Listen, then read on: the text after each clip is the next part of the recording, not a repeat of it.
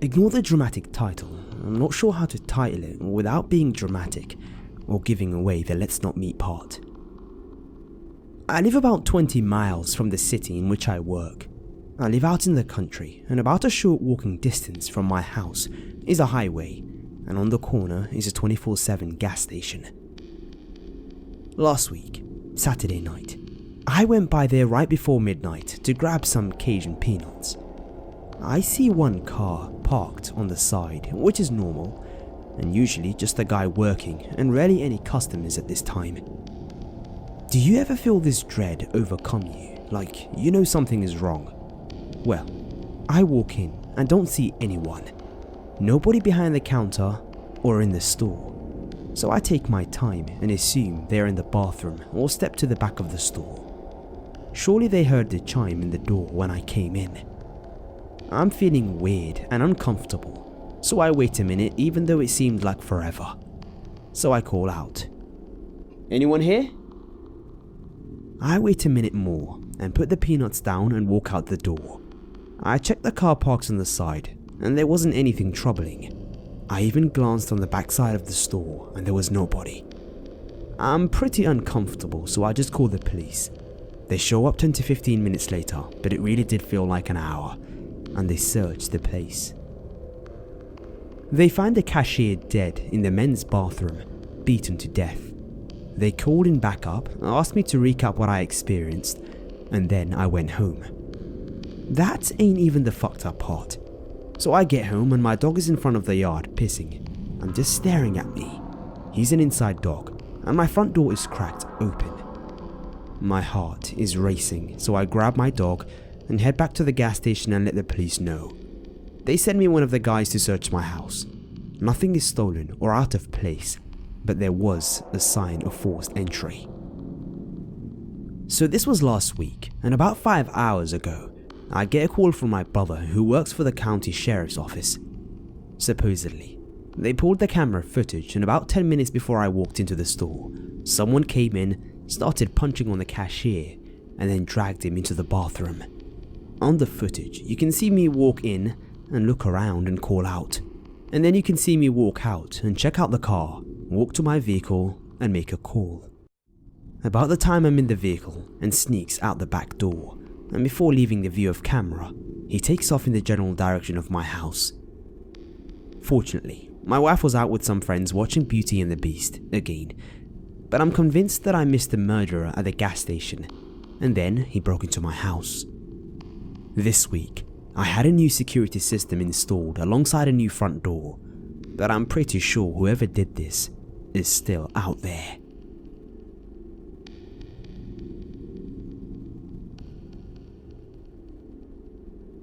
This particular incident happened almost a decade ago, when I was maybe 10. I think I should stress before this that my parents aren't really pranksters. Even in regular social situations where everyone's joking around and messing with each other, they usually get straight to the point. I have no reason at all to believe they were lying. It was the camping trip my dad had been looking forward to every day since the snow melted into springtime.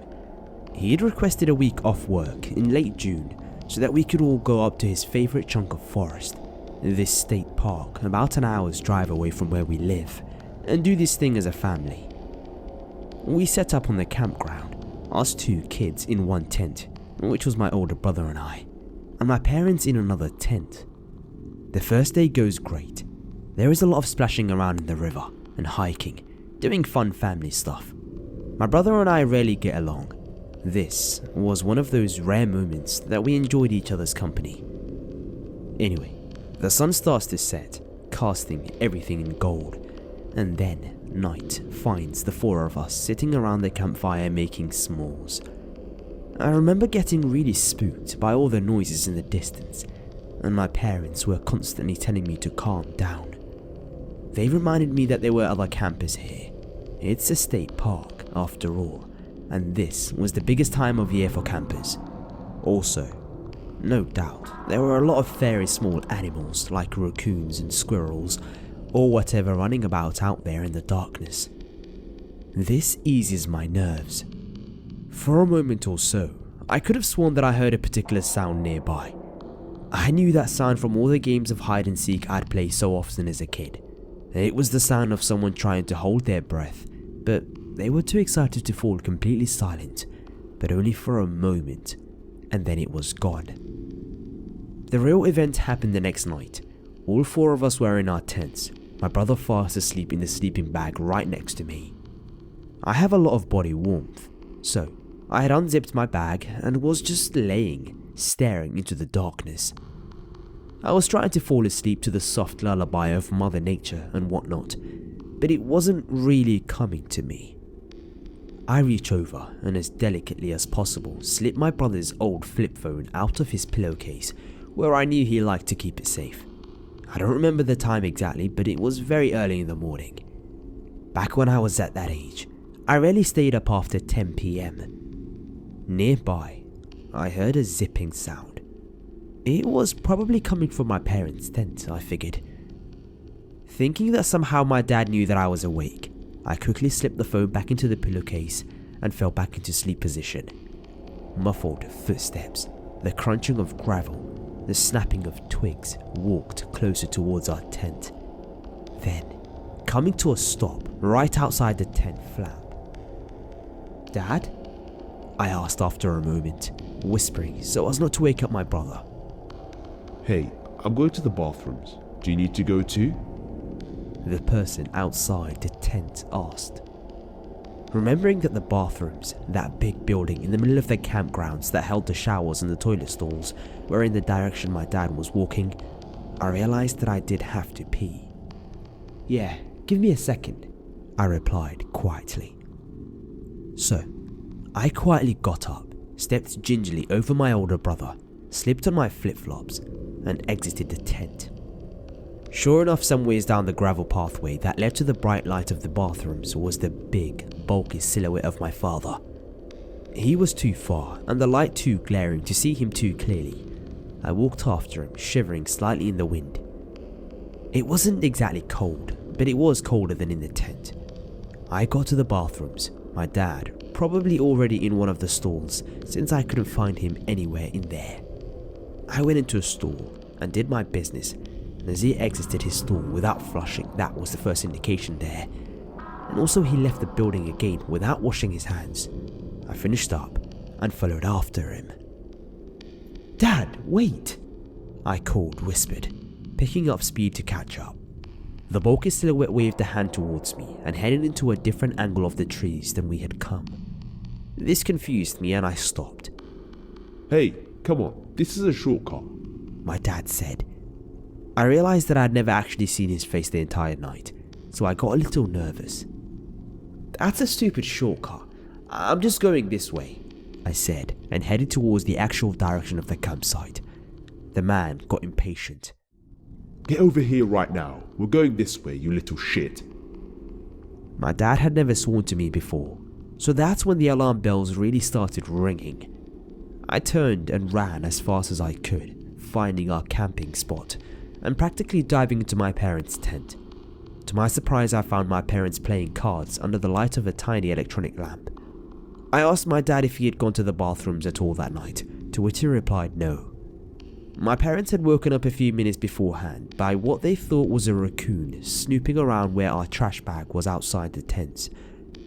That is when they had decided that they couldn't really sleep, so they should just play cards. I told them about what had happened, and my parents got out of the tent and searched the area, but they didn't find anyone. To this day, they can't decide if there was actually a man trying to lure me into the dark forest, or if I just had a bad dream or something. I was a pretty imaginative kid back then, but that's the story. I still don't know who or what the hell that was. Despite a few creepy instances as a child, there's only been one time in my adult life that I have truly felt primal fear. My apology if it's a little long, but trust, I am being as concise as possible and I need to explain the surroundings a little at first. I live in a village in the middle of the English countryside. To paint an accurate picture of its size, it has a population of 4,000, but feels more like 1,000 due to its spread out nature and being surrounded on all sides by lots of fields, farms and woods that eventually connects onto a pretty famous forest. It's kinda in the middle of nowhere, and because of this has notoriously bad phone and internet connections. Having lived there all my life, I know the place like the back of my hand. I know where all the public footpaths through the woods and fields are, where they connect, which are shortcuts, where to cross deep streams, etc. I have gone on walks in this area throughout my childhood with parents and alone as an adult. Nothing bad had happened, and it felt safe here. This story takes place last summer in July after I moved back home from university, had yet to get a job and smoked a lot of weed. A habit my parents despised and which I tried to keep hidden from them by going for evening walks, multiple pre-rolled joints hidden away in my hoodie pocket. As usual, this day, they both got home at 5 PM. We had dinner, but chatted for a while longer than usual as my mum had quite a hectic day and was telling me about it. Because of this, I ended up heading out for my walk an hour later than routine, around 7 PM. But as it was summer, the sun was still shining, so honestly, I didn't really notice that it would start getting dark while I was still out. The woodland closest to my house is less than 5 minutes away, and you enter through a gate into a farmer's field. You can see across the open area quite far until the first set of small woods obscures your view. That's where I was heading, as I knew this track takes under 2 hours and leads back onto the same path I was standing on now. More than enough time to smoke the 3 joints in my pocket and for the smell to leave my clothing, I had thought. This entire area is very popular for dog walkers, so it's not unusual to see other people while you're about, as this is a village and everybody says hellos to everybody. I lit my first joint and started walking. I'm just in my own world for a while, until I was less than 100 feet before the entrance to the woods. An elderly man was coming out of them, throwing a ball for his collie dog. I finished my joint and stopped it out. As I got closer, I recognized it was John, who lived on the road next to mine and knew my grandpa. We stopped and said hello as I stroked his dog, Max. While talking, I saw another man coming out of the woods. No dog, bright green jacket, very tall, and had a good 10 years on me age-wise. Me and John chat about another minute or so and said goodbye. He warns me not to stay out here too long as it will start getting dark soon. True, the sky was bright pink and orange. The sun was indeed beginning to set. I hadn't really noticed. When we were nearly passing each other, I look up to make a brief eye contact, smile and say hello like everyone here does, even if you don't recognize the person. My eyes instantly met his. He was already looking at me, his dark eyes locked on mine.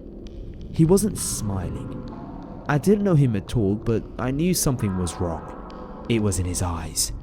I swallowed my politeness and looked at the ground as we passed.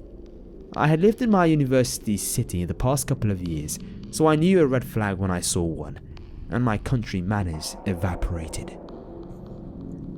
I quickened my pace a little and before entering the woods slightly looked back. The guy was still walking in the same direction following John. I felt relieved, laughed, cursed the weed for making me paranoid while lighting up another joint and started walking into the woods.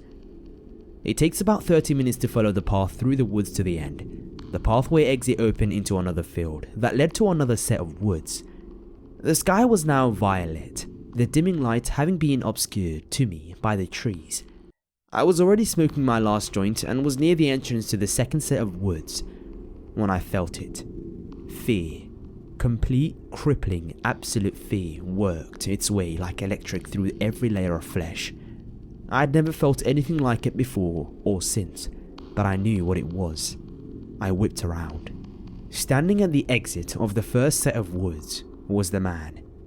I could still make out his green jacket in the fading light.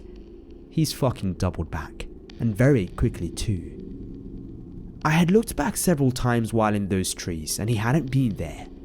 For a second I froze, as did he. He knew that I'd seen him. To sprint the distance between us would take about 5 minutes. He was obviously in good shape. I threw the spliff and fucking bolted into the woods, the only way that I could go. I didn't dare look behind me. I sprinted for a couple of minutes before taking a sharp left turn off the path into the trees, hoping to throw him off a bit, but I couldn't see a fucking thing. The light was already darkening and the trees made it 100 times worse, especially as I was now in the thick of them. The branches were catching on my clothes like fingers, whipping and scratching my bare legs so bad that I bled. I ran and ran, my legs protesting in pain, hating me for smoking so much, while my heart was throwing itself against my ribcage, trying to escape. I couldn't anymore. I threw myself on the ground, behind a particularly thick trunk, my back against it, knees to my chest, hand thrown over my mouth to stifle my labored breathing, desperately trying to pump air into my lungs for the next sprint. I listened for the first time. A few seconds pass silently. Then I hear him, heavy footfalls snapping twigs behind me and about 20 feet to my left. I dare not look in case he sees me. I have my phone, but now I have little chance of signal being where I was, and I knew that he'd either hear me talking or see the light from the display. I'm not ashamed to say that at this point I started to cry, the tears falling silently down my cheeks. What the fuck? I hear a deep voice exclaim. Where are you? I know you're here. I saw you. I have to clasp both my hands across my mouth to stop my scream escaping. I can hear him moving around. I panic, and I find enough courage to slowly peek from behind the tree. He was about 10 feet behind me, less than 20 feet to the left, with his back to me. I moved back, and my eyes searched the area around me. I pick up a pretty heavy rock. I carefully check on him again. His back is still turned, but he's searching through the trees, hunched down lower to the ground now. I make a snap decision with everything I had left, and I threw the rock behind me and to the right. It clattered through the branches of the trees and made one hell of a noise. I watched him immediately bolt in its direction, laughing. He fucking laughed. I paused a little, hearing his footsteps get quieter, until I thought I wouldn't be so visible to him if I moved and threw myself forward. I ran, trying to put as much distance between us as possible, but I was also aware that I was getting further and further away from home. I knew there had to be a stream somewhere close. If I found the stream, I can follow it as it borders the land and ran parallel to some of the footpaths. I ran and ran until the trees finally cleared and I can just make out another field through them on the other side. I thanked God and pushed myself a little bit further till I'm out of the trees and the ground disappears from below my feet and I go head over shoulders down the stream embankment. I crash into the water below, my open mouth and lungs filling with muddy water. As I splutter it out, I feel both relieved to have found the stream and terrified he's heard me. My phone is now ruined. I slowly make my way downstream as quiet as possible, listening out for him the whole time as the stream borders the woods, looking up periodically just in case. After a while, maybe half an hour, I notice the trees begin to thin out and realized this is the edge of the woods where I would have been exiting and where the pathway connected to the original one that I had started on. If I ran, I could get home in less than 20 minutes. As quietly as I could, I dragged myself on my stomach back up the embankment armor style, wanting to stay as low as possible. I peeked over the top. I could just make out the opening of the woods exit path about 50 feet away. I sat and scanned the forest line for a couple of minutes, my eyes trying to make out a movement despite it not being pitch black. Nothing. I couldn't hear anything either.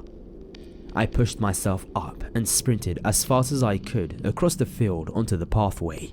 I knew the gate I'd entered through was in the adjoining field. It really wasn't far. I was so happy. You fucking bitch! Came a screech from across the field. I swear my legs nearly gave out then and there. He'd been waiting for me. I turned my head and saw him sprinting out of the woods at full pelt. I screamed and pushed myself further, tears coating my face. All I could do is run. I crossed into the main field now and I could see the moonlight shining off the metal gate. My house was just 5 minutes away after that. I have never focused on anything as much as that gate. He was faster than me and getting closer, screaming at me the whole time about how he was going to slit my throat. I ran and ran, pushing myself up and over the gate and ran up the road. I dared look as I made a turning for my road. He was still fucking following me. I raced up my driveway and threw myself through the door, running into the living room and crying, screaming hysterically, pointing behind me towards the door. My dad ran outside while my mum grabbed a hold of me as I collapsed, shaking. As it turns out, my parents had already called the police. As I said, I was going out for an hour or so at 7, and it was now past 12 AM, and I hadn't answered when they called my now broke phone, which is very unlike me. We called the police again to explain. They came and I gave a full statement. Both my parents and the police were horrified. Nothing like this ever happened. There hasn't been a reported rape or murder in the last 100 years. But one look at me and it was obvious I was telling the truth. I was covered head to toes in cuts and bruises, soaking wet and covered in mud and blood. I won't go into how this experience changed me. It's depressing. But I will say the thing that scares me the most is that they never even had a suspect. Despite him following me so closely, he was gone by the time my dad ran outside. The guy is still out there, and who knows what he is really capable of.